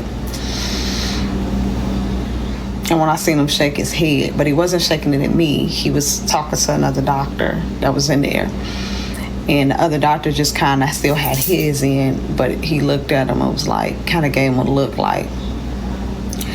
So, then they said to me, they both took the stethoscopes out their ears and, they said to me and my husband, it was like, yeah, they was like, so his brain function has decreased some more, and it's went from being at, higher teens to now below 10%. At this point too, he's not responding to any type of test that's being done. They're like squirting this liquid in his ear, no reflexes, no nothing. So there's like, so what we're gonna do is, we're gonna do some more tests in the morning. We're gonna check, do some more things in the morning. And if we still getting the same, reactions or responses, then we're gonna have to discuss next steps. Nothing. Something a mother don't want to hear. Something no parent wants to hear. Like, next steps. Like, what do you mean next steps? Again, I'm just foggy right now. So everything somebody's saying to me sounds foreign, because I'm just in this maze. I'm in just like this disbelief of everything happening right now. I went from great year at the beginning to, it's like bricks was just being thrown at me, and I'm not feeling it, but I know that they're hitting me, and it's just numbing. So you're not feeling nothing, right? So they were like, listen, we cannot automatically what you're going through right now, but what we need you to do is we need you to go get some rest. We need you to go in there and lay down and be able to, help. You got to get some rest for yourself. So at that point, I agreed. They had a room for us down the hallway with a bed and everything. So I went in there and laid down. So now it's probably about, I'll say about 1:30. Lay down. Finally was able to close my eyes, and I could feel myself getting a little shut-eye. About 3 o'clock, got up. I was like, I gotta use the restroom. Oh, okay. Get up, I go to the restroom. When I tell you, I went into the restroom, and all of a sudden, I just had this massive hemorrhage. Just start, and it's blood everywhere. I just started screaming, and so their dad came running in. He was like, "Oh my God!" Like, he just held his head and was like, "This is too much." So he calls for the nurses. So nurses come flying in. I'm talking about the whole bathroom floor just puddled, like it was like a small swimming pool. Like, it was just everywhere. So they're like, we gotta rush her upstairs right now. Let's get her upstairs right now. She's hemorrhaging. Meanwhile, I'm not knowing my son is down the hall and some things is going on with him as well. So they rushing me upstairs. My son, DAnthony. So they rushing me upstairs. We get upstairs. They put me, in the bed. They start to slow the bleeding down. They were able to kind of get me a little stabilized. And they were like, we have to deliver this baby today. And this is like December 6th now. This is probably now about 4:15 in the morning. We have to deliver this baby today. There's no ifs, ands, buts, or nothing. You're going to die if we don't deliver this baby today. You've lost too much blood. This baby's not going to make it. You're not going to make it. What? But I got 7 more weeks to cook this baby. No, you don't. Today you're having this baby is what they told me. Do you know, like, I just sat there and I'm like, meanwhile, my son's doctor needs to talk to me.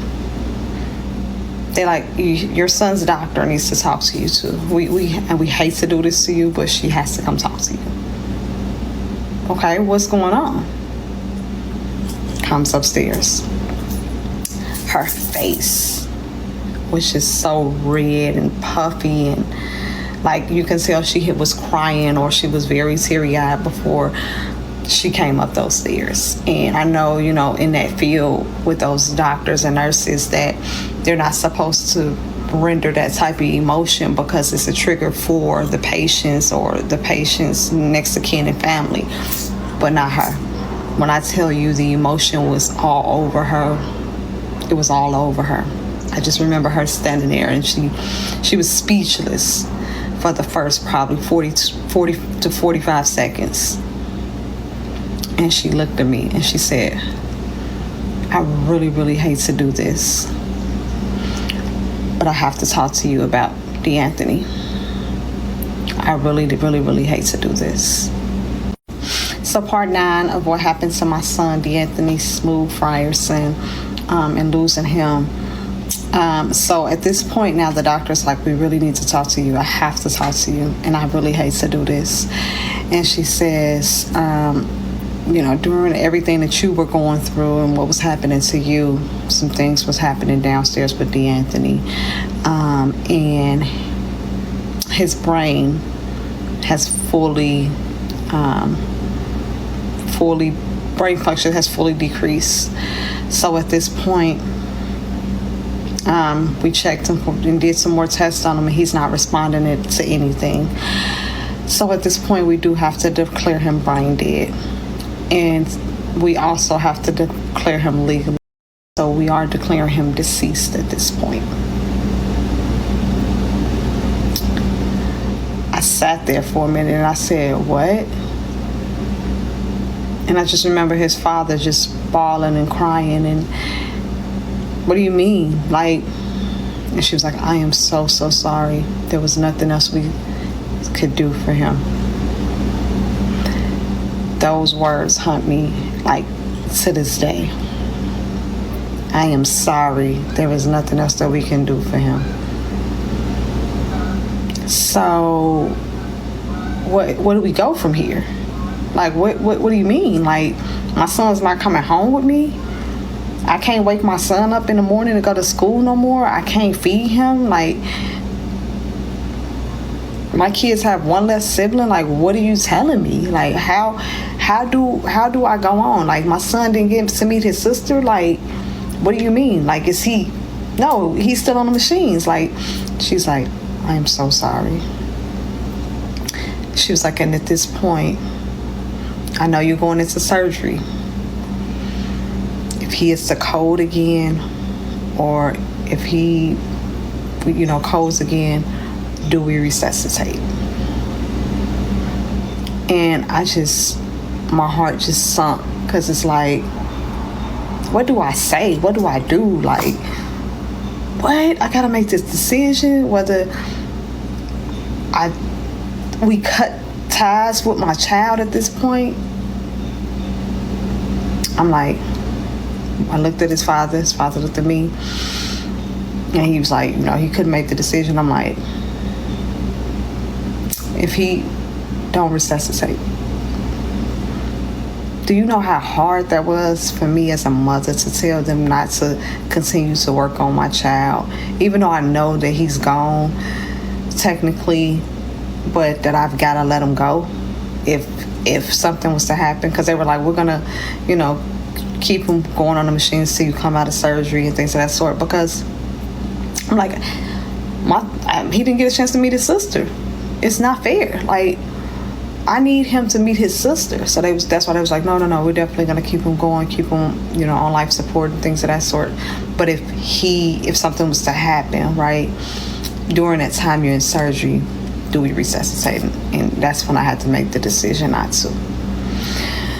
So I asked him this. I said, well, because I'm so worried because of, how bad his health was declining, can we bring him up here before I go into surgery, just in case I come out and he's not there?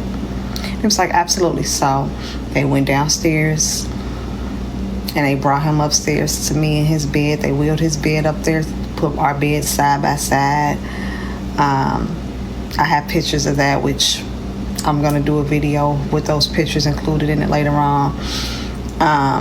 And I just remember singing to him and talking to him and just telling him okay, this is the last time, you're gonna see your baby sister in my stomach. And I just kept apologizing to him that we never got the opportunity to go see Moana we had talked about, and that I fussed at him. The last real conversation I had was me yelling at him about some stupid snowflakes and him not being able to play in the snow when he just wanted to play in the snow one more time. And I apologized for all that, because my last conversation with my son was me fussing at him.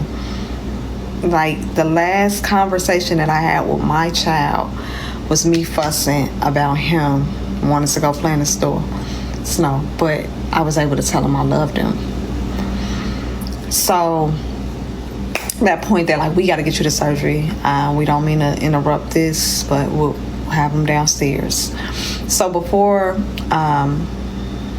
went into surgery, I just kind of, was getting rolled off and everything. And I just remember just my heart just hurting so bad. I couldn't cry. I couldn't do none of that. My heart just was hurting. It was like this ache. Like, it felt like I was having an ongoing heart attack or something that wouldn't happen. So, went into surgery. But they were like, we're gonna, put you to sleep because you're going through a lot right now. We're gonna give you something to sleep through the C-section.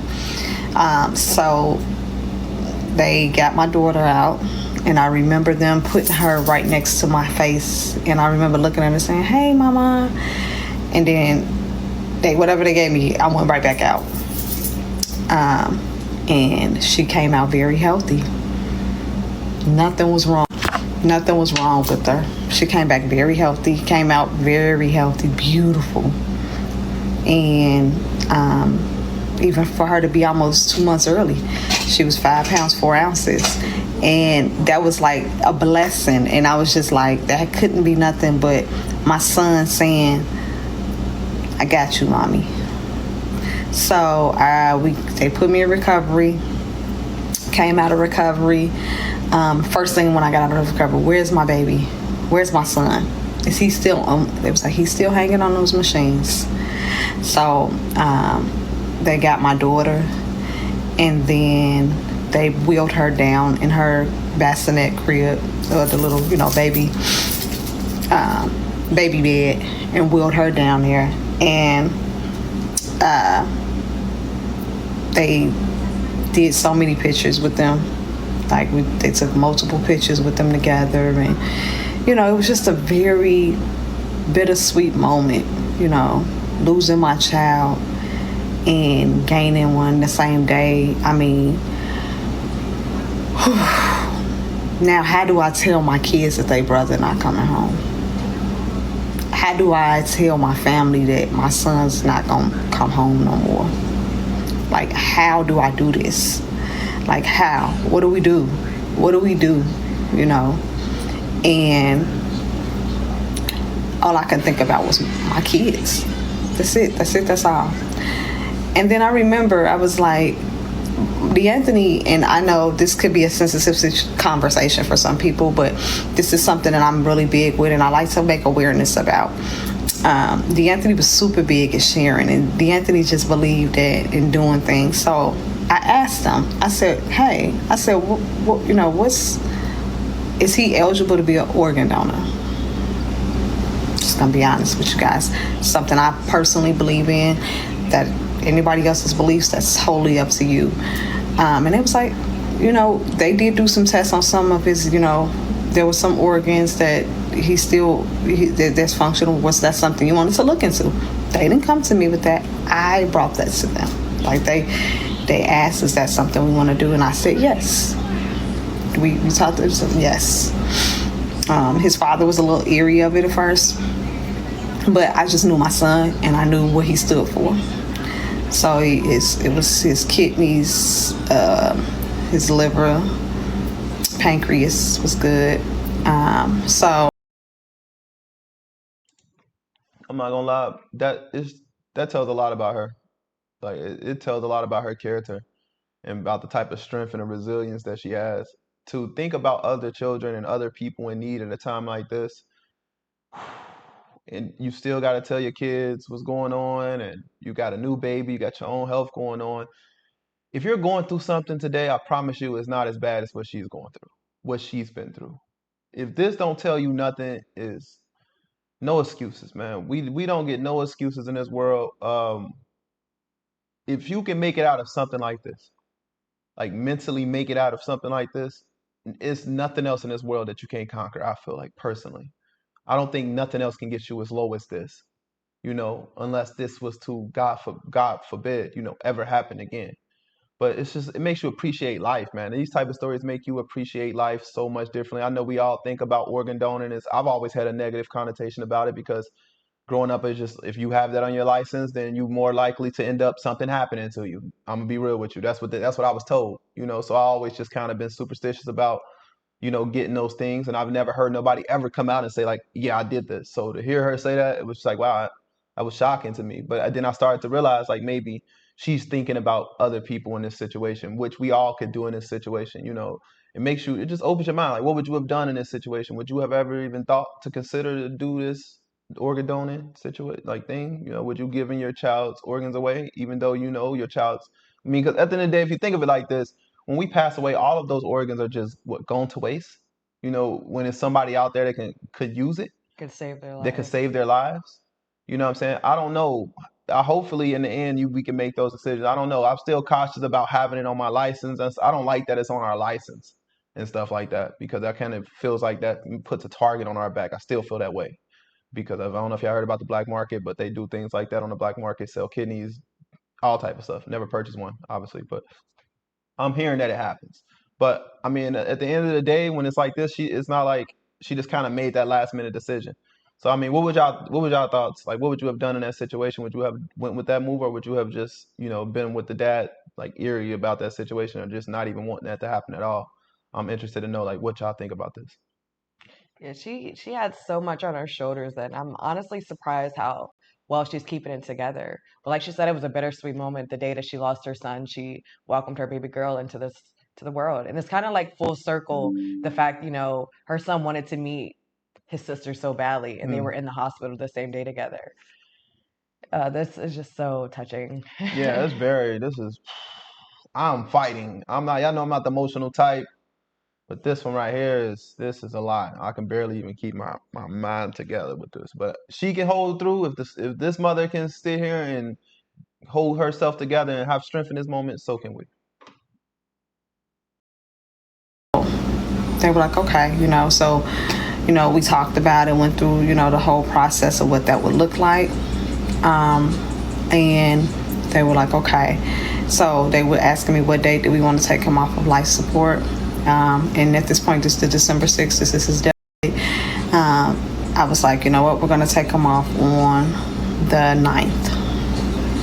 That was the decision, the 8th or the 9th. But I felt more comfortable with doing it on the 9th so he can do his, hall honor walk and, just that those last couple days to give people time to kind of come in if they wanted to see him before we may pull them off the machines and things of that sort. I thought sooner than later just because he had started doing some swelling and things of that sort.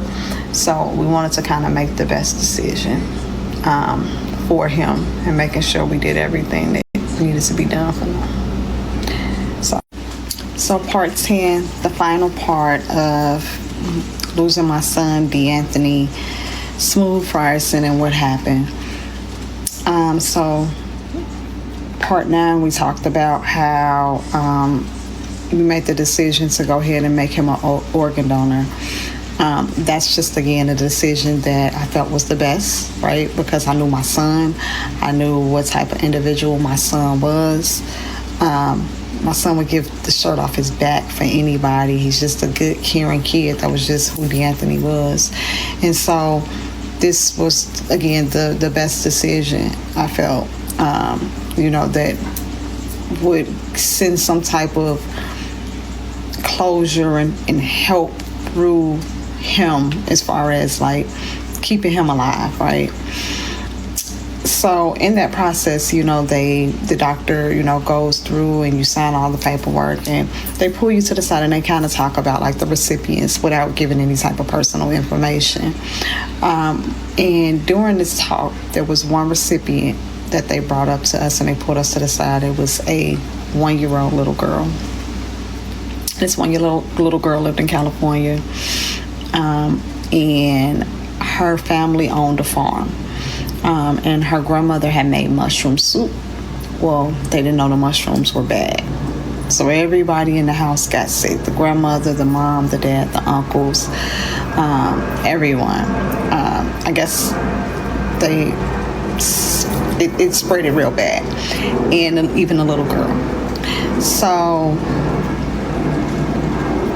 the little girl got really, really sick. She was sick, more sick than anybody, where it caused her to be in ICU, and she was on life support. She needed a liver. Well, DAnthony was the perfect match. The little girl had 48 hours to live, if that. Max 48 hours to live. The doctor talked to us and just let us know she was one of the people on the list. He by far did not rush us. He was like, I'm not rushing you guys. I'm just giving you who's on this list, who's the most critical, what's happening, where these, where is everybody located, right? He said, I'm not telling you anything to do with this. You do what you want to do with this. He was just explaining to us again the different people and what was going on with them. Automatically, like, my heart just kind of froze, because I was like, that's crazy. Like, and I know a lot of people talk about organ donation and, the negative parts of it. I didn't experience that. I was not rushed. If anything, it was told, do what makes you happy, what's going to be best for you and your family. But just listening to just the feeling inside of me when I talked about what my son does and how of a good of a person my child was, I wouldn't have felt right. So at that point, made the decision to take my son off of life support a day earlier, so that way that little girl can have his liver. Well, the doctor had, because we made the decision so late, the doctor had to notify the staff out in California. And when I mean late, it was later in the evening on the 7th, because the decision was to take him off on the 8th. So we didn't get the chance to do his honor walk, but they did the half stands for the flag for DAnthony. And by the time, that the doctor got there from California to do the operation for the organs and things of that sort, it was about, I want to say like 11:30 or 12 o'clock at night, midnight almost. And, they called up there because, we went upstairs to the room, and they called up there and was like, we just wanted to let you know that the doctor from California is here to get ready to do the operations. So if you want to come down and say your last goodbyes to your son, you can right now, or if you want to give it a little time, but, just let us know. It's like, you know what? Again, this is urgent. Time is of the essence. How selfish of me would I be knowing that we can change the narrative for this little girl? As far as when I say change the narrative, we have the option and opportunity to be able to be a part of helping this little girl probably live a long, successful life.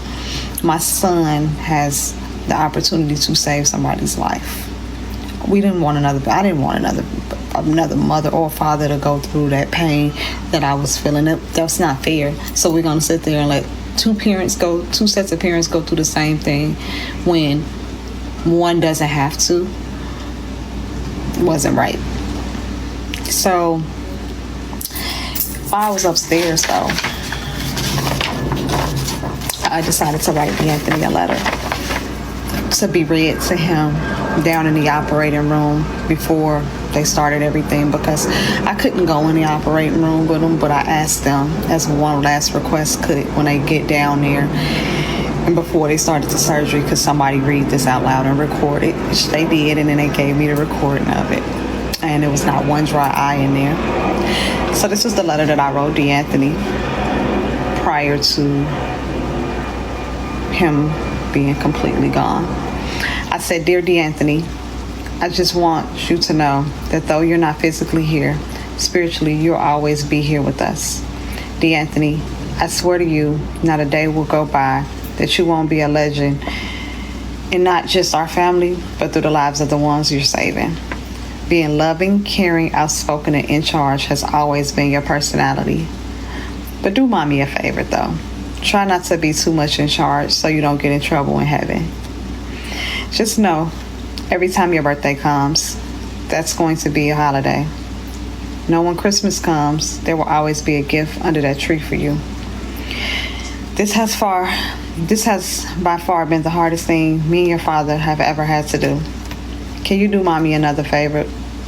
You make sure you keep an eye out for baby doll and trip any little boy you see walking with her on the sidewalk.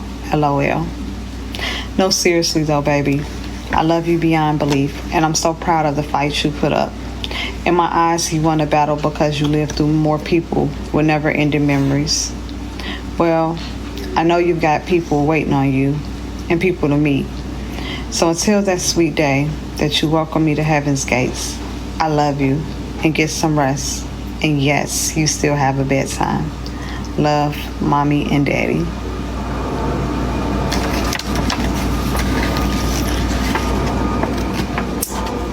That was my letter to him to say, it's okay, baby. It's okay to go. Job well done. I'm proud of you. But go ahead and get you some rest. It was the confirmation for him to be able to know that I'm gonna be okay. It hurt, but I'm gonna be okay.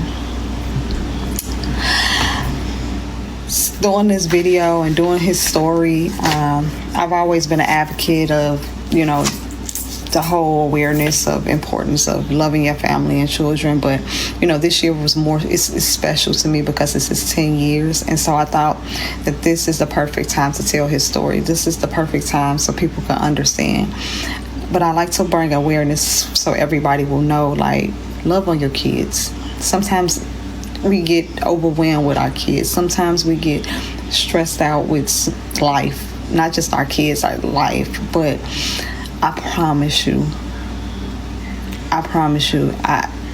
I wish that I can have the opportunity that a lot of you guys do with having all my kids together. I wish my Mother's Day didn't feel like a piece of me was gone every single year. I wish that I could get that opportunity to, clean up his mess again. I wish that I'd be able to watch him walk across his high school graduation stage and see a grandchild come from him. I wish I had that opportunity.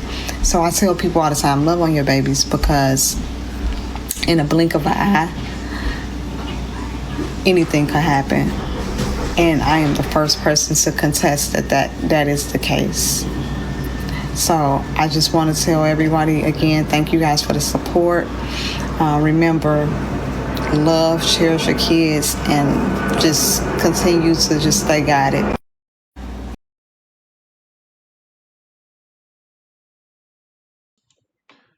Woo.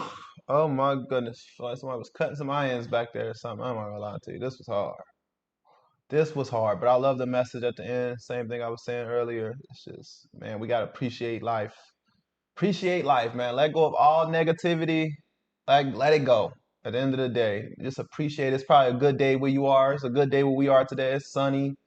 Just enjoy today, Messy Fam. That's the only thing I got to really say. And my hearts and my prayers go out to this storyteller, to this woman.